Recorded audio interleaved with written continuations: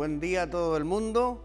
Hoy vengo a trabajar a la casa del Señor, pero no vamos a trabajar con las herramientas comunes y corrientes. Nos vamos a despojar de todas las herramientas metálicas, ¿no es cierto? Y vamos a usar realmente la verdadera herramienta en la casa de Dios, que es su palabra. Vamos a comenzar en este día abriendo la palabra de Dios en el libro según San Mateo, capítulo 9, verso 35 al 38, donde dice la palabra de la siguiente manera. El título es La mies es mucha. Dice así la palabra del Señor. Recorría Jesús todas las ciudades y aldeas, enseñando en las sinagogas de ellos y predicando el evangelio del reino, y sanando toda enfermedad y toda dolencia en el pueblo. Y al ver las multitudes, tuvo gran compasión de ellas, porque estaban desamparadas y dispersas como ovejas que no tienen pastor. Entonces dijo a sus discípulos: a la verdad, la mies es mucha, mas los obreros pocos. Rogad pues al Señor de la mies que envíe obreros a su mies. Damos gracias a Dios por esta palabra, porque Cristo mismo nos da la bendición de trabajar para el reino de los cielos. Jesús como hombre sentía una gran pasión por todas aquellas almas que estaban desposeídas del amor de Dios. Como introducción vamos a decir lo siguiente. Me causa un grato asombro este pasaje en particular, porque el hecho de que Jesús pida obreros es tremendamente importante, porque para el hombre actual, un obrero es aquel que trabaja en forma física y manual, ¿ya? Y normalmente se solicita una preparación académica, una aptitud física, se solicita una salud compatible, ¿no es cierto?, con el cargo y una experiencia, etcétera, etcétera, etcétera. Sin embargo, Jesús necesita que todos nosotros, que todos sus seguidores, que todos los miembros de la iglesia, ¿cierto?, en cada generación, como obreros trabajando, esta acción define la meta, la responsabilidad y por supuesto la tarea misionera de la iglesia ayer, hoy y hasta el fin de los tiempos. O sea, para decirlo bien claro, en el reino de Dios no hay espacio para los flojos espirituales, por fuerte que suene, por fuerte que se pueda decir. El objetivo de este día es, sin duda, comprender el significado y la importancia de trabajar para el reino de los cielos. En primer lugar, encontramos en este pasaje de la Biblia a Jesús en pleno ministerio, por fe y obediencia al Padre Celestial que está en los cielos. Se encuentra trabajando, recorriendo, dice la palabra, reconociendo, dice la palabra, toda Galilea, las aldeas, las ciudades e incluso todas las sinagogas, como enseña el verso número 35. Recordemos que como seguidores, como soldados de Jesucristo, tenemos un solo deber en esta vida, y es precisamente ganar almas para Dios. Dice la palabra en el libro de Mateo, capítulo 28, verso 19, por tanto, id y haced discípulos a todas las naciones, bautizándolos en el nombre del Padre, del Hijo y del Espíritu Santo. Hablamos sin duda de la gran comisión de Cristo a cada uno de nosotros, sus hijos. Bueno, un obrero vale decir, la definición de un obrero, de una obrera, es aquella persona que por oficio debe hacer un trabajo manual y de gran esfuerzo. Un esfuerzo físico, mental y cierto, de un gran conocimiento muchas veces, pero también es un empleado de otra persona en la industria, en la construcción o simplemente en el campo.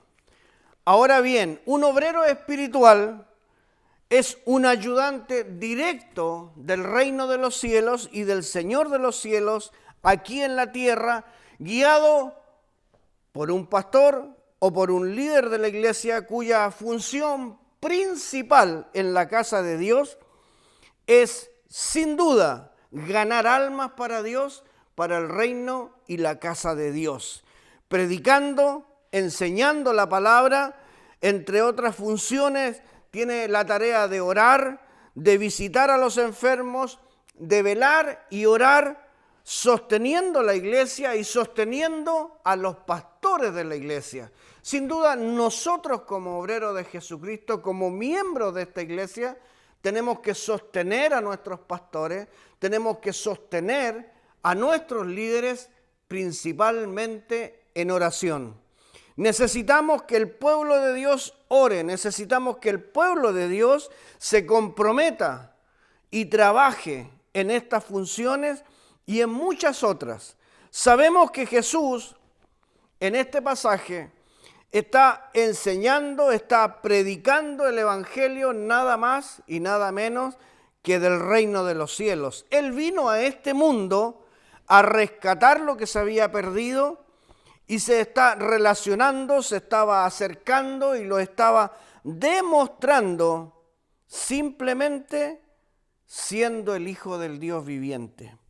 Él estaba rescatando personas de las manos del enemigo a través de engaños y mentiras que vivían ellos alejados de Dios, indiferentes a Dios, indiferentes al reino y por supuesto dirigidos por el enemigo.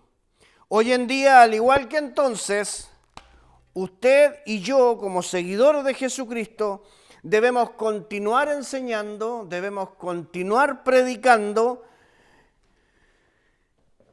el Evangelio del Reino. Recordemos que tenemos una meta, una responsabilidad y por supuesto una tarea misionera en la iglesia, en la casa de Dios, en la fe cristiana evangélica. Por favor, no nos cansemos jamás de crecer, en primer lugar, espiritualmente a través de la palabra de Dios. No nos cansemos jamás de crecer espiritualmente. No nos cansemos jamás de crecer numéricamente, multiplicándonos como ovejas, invitando a vecinos, familiares, amigos y compañeros de trabajo a la casa de Dios. Y por supuesto, no nos cansemos jamás de crecer geográficamente. Vale repetir, debemos crecer en la casa de Dios espiritualmente, numéricamente y geográficamente. Por cierto, debemos entender que esto no es una sugerencia de Jesús. Notémoslo claramente en su palabra.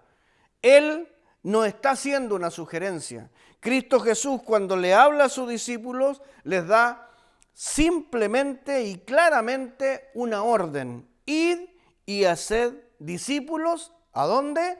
A todas las naciones. Es un trabajo grande, es un trabajo arduo que usted, que yo y cada uno de nosotros, los cristianos evangélicos, debemos cumplir, trabajar en la casa de Dios para el reino de los cielos. En su infinito amor, Jesús enseña este pasaje, va sanando toda enfermedad. Note por favor la palabra, va sanando toda enfermedad y va también sanando toda dolencia en el pueblo. nosotros como hijos de Dios y sus seguidores y también sus discípulos, no debemos olvidar que tenemos un Dios de milagros, queridos hermanos. Dios hasta el día de hoy, desde el principio, el Hijo de Dios comenzó su ministerio sanando y sacando dolencia. Dios es un Dios de milagro. Cristo Jesús es un Cristo vivo, grande, poderoso y de milagros. Yo en forma personal, en mi mente está muy claro un accidente automovilístico que sufrí en el año 1993 junto a mi esposa. Al llegar al hospital, recibí una gran y terrible noticia. El doctor de turno en emergencia me decía que lamentablemente yo no podría caminar nunca más. Y me lo dijo así de claro, así de fuerte y sin anestesia. Pero mi Señor que está en los cielos, queridos hermanos, dijo otra cosa. Al día siguiente envió un siervo llamado Juan Carlos Alarcón, un mayor del Ejército de Salvación, y él al mirarme y al orar me dice lo siguiente: hijo, yo creo que tú estás sano y cuando pase el dolor, tú vas a volver a caminar y vas a tomar tu vida en forma normal. Aleluya. ¿Tuve que esperar, por cierto? Sí, pero tuve que esperar por fe, por obediencia en un Cristo vivo. No era tan así, tan instantáneo. Tenía que valorar un par de días las palabras y el consejo de Dios a través de su siervo que me decía: hijo, yo creo que tú estás sano y vas a volver a caminar cuando pase el dolor. Pasaron unos cuantos días, pasó el dolor y gracias a Dios el cuento es historia. Aquí estoy caminando, vivito y coleando. Como si fuera poco, doy testimonio de que Dios es un Dios de milagros. Tengo una hermana en Toronto que por más de 7 años, escúcheme bien, por más de 7 años ella lucha contra el cáncer. Y desde que se presentó esta enfermedad, ella lo único que le quiso pedir a Dios conmigo en oración fue unos cuantos días para ver a sus hijos casados, a todos, a los 3, y ojalá, si Dios lo permitía, felices. Bueno, han pasado los años y hoy mi hermana tiene sus 3 hijos casados y además tiene 10 nietos. Aleluya, porque Dios es real. Dios le ha concedido la petición de su corazón de unos cuantos días más de vida para ver a sus hijos, para ver nietos y para ver a sus hijos felices. Cristo vive, Cristo es real y te necesita a ti y a mí trabajando aquí, en su iglesia, en su casa, en el reino de los cielos. Esta es una iglesia nueva. La iglesia, un nuevo comienzo, es un regalo de Dios, sin duda, a través de la visión del siervo, ¿no es cierto?, que nos regaló un espacio en español, que nos regaló un espacio para la honra y gloria de Dios. Tenemos mucho, mucho por hacer cada uno de nosotros. Sin duda, no es fácil. Para colmo, no ha sido fácil con el COVID y más aún con el toque de queda que no ayuda en nada. Pero no desmayemos, no temamos, porque tenemos un Dios grande, tenemos un Dios que es poderoso en el Evangelio y nosotros podemos buscar la forma, desarrollar la forma en que podamos crear nuevas estrategias a través de las herramientas tecnológicas que tenemos en nuestro poco tiempo libre, ¿no es cierto? Y en nuestro poco tiempo en que podemos salir predicar y enseñar, aunque sea a 2 metros de distancia, aunque sea por YouTube, aunque sea por WhatsApp, aunque sea por Facebook. Hermanos, no temamos, no desmayemos. Dios nos sacó de la iglesia y estamos en casa. No calentemos una silla.